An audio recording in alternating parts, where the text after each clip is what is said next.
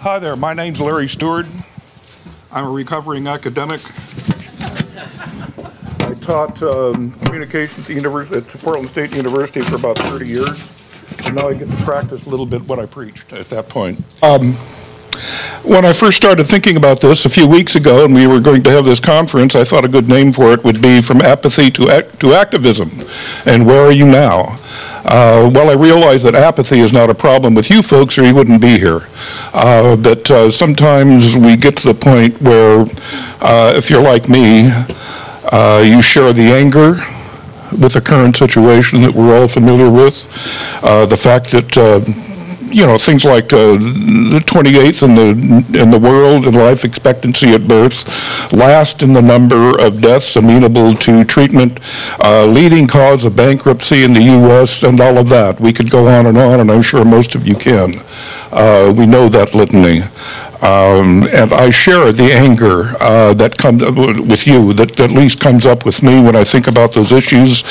And it causes sometimes with me a deadly kind of a spiral from anger to disgust to sadness, and that leads to helplessness. And I've really worked hard to try to fight that, to keep myself active. When I hear what's going on in Washington, I never hear people talking about universal health care, the debacle that they're talking about health care now. It's hard not to be disgusted and angry and sad, but we're not helpless. And that's what I'm going to talk about today. The question should have been not where are we, but what do we do now? What do we do to make a difference? And that's what I'd like to talk about. And I don't have a lot to say about that except two simple ideas that have come from experience and watch other people work. And it's easy to remember two things, and I think they're the most important things. If these don't happen, nothing else happens. And that is show up and speak up. I'm going to talk about both of those a little bit in terms of what I mean.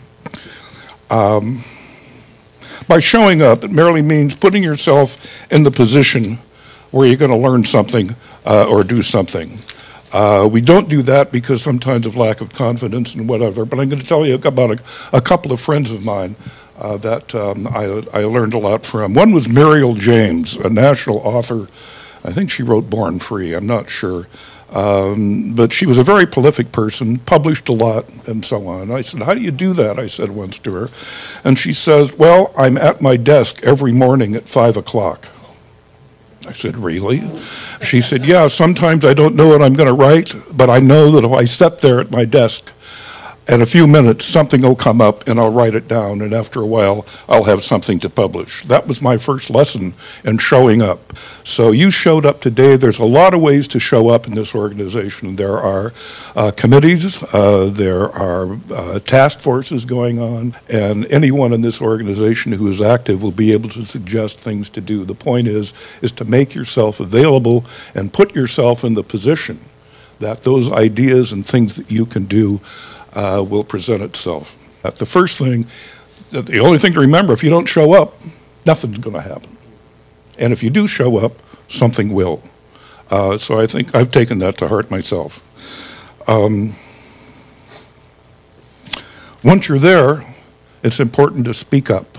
And this is probably the most important. And, it's important to know also why we don't.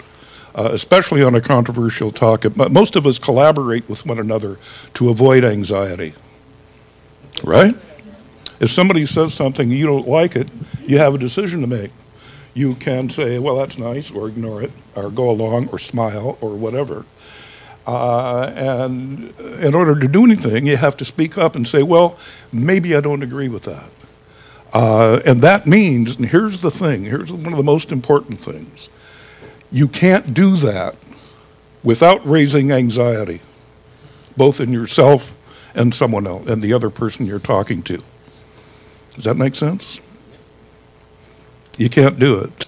A friend of mine, this was years ago, was upset because we were sending some aid, going to send some foreign aid to Bangladesh. This was when Bangladesh was burning and all of that. And he was all upset about that. And I said, well, there's a lot of people suffering. Yeah, but there's a lot of people suffering here. We should take care of them, etc. And I said, Bill, that wasn't his name, but I said, Bill, what if you woke up in the morning, came out, and there was a baby on your doorstep Would you just ignore it? Well, what kind of a person do you think I am? I didn't say, well, we're trying to figure that out. I didn't say that.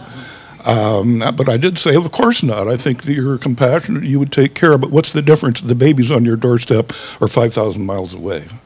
The point is, and then we talked about it. And we talked about what was going on. Was my anxiety up when I confronted him? It certainly was. And so was mine. But we were able to talk that out. He changed his mind a little bit and became a little more liberal. And it was made some kind of a change. Now, if I couldn't have overcome the anxiety, this is a neighbor of mine, one that I work with from time to time. Anxiety was up with him, it was up with me. If you're not willing to speak up, then you might as well stay home.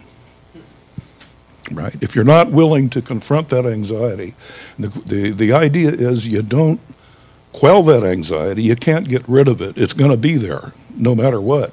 The question is, what can you do in spite of that? And knowing that, being able to proceed politely, perhaps, resolutely, with respect to the other, but speak up. Does that make sense? If you do those two things, we'll get universal health care. Like they were there for women's suffrage, for against child abuse and child labor, the civil rights thing. None of those things happened until enough people overcame their anxiety to show up and be there. And we have the people now, we just need the motivation.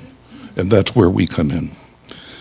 So when you speak, when you speak from anxiety, overcome the anxiety, to speak up, it's usually recognized by others as somewhat important, especially if it has its base in some kind of respect or some kind of ethic or some kind of value.